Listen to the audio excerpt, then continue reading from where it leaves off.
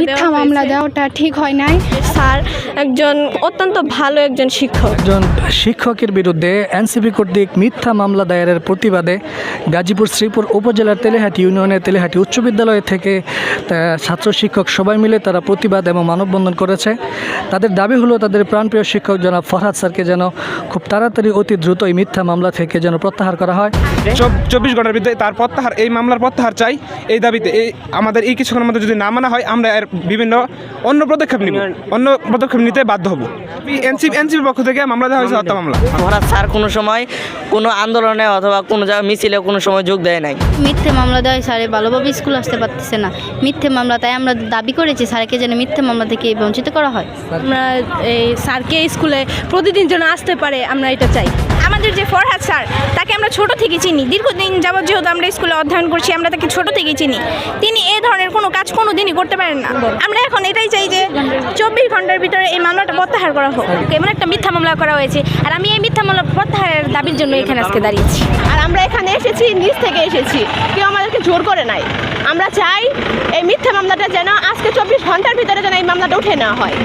রাজনীতিবিদ নন, স্যার একজন সাধারণ শিক্ষক। স্যারকে মিথ্যা মামলায় ফাঁসানো হয়েছে। আমরা চাই 24 ঘন্টার ভিতরে এই মিথ্যা মামলা উঠিয়ে নেওয়া হোক। আর যদি না উঠানো হয় তাহলে আমরা রাস্তা ব্লক করে দাঁড়ায় থাকবো।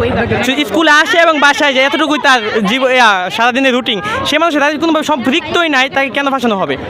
ধন্যবাদ। ছাত্রছাত্রীরা স্বতঃস্ফূর্তভাবে তারা যখন আমার ঘটনাটা জানে, ওইটা জেনে কিন্তু তারা সংক্ষুব্ধ হয়ে আজকে মানববন্ধন করেছে। এখানে আমার কোনো ডিরেকশন ছিল না। তো এই মামলাটা আসলেই মিথ্যা, কারণ এই ঘটনাটা ঘটেছে হলো 19 জুলাই 2024 সাল। এখন আজকে 1 বছরের বেশি হয়ে গেছে। আর আমার নামে এফআইআর করা হয়েছে গত মাসের 2 তারিখ।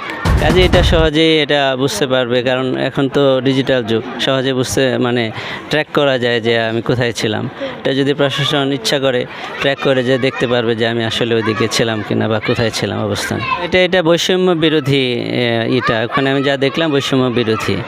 হ্যাঁ, ওখানে যে মামলা হয়েছিল ঢাকা চিফ মেট্রোপলিটন ম্যাজিস্ট্রেট কোর্টে 19 জুলাই, ওইটার থেকে পরে গুলশান থানায় এই মামলাটা করা হয়েছে, আমলে নেওয়া হয়েছে গত মাসের 2 তারিখ।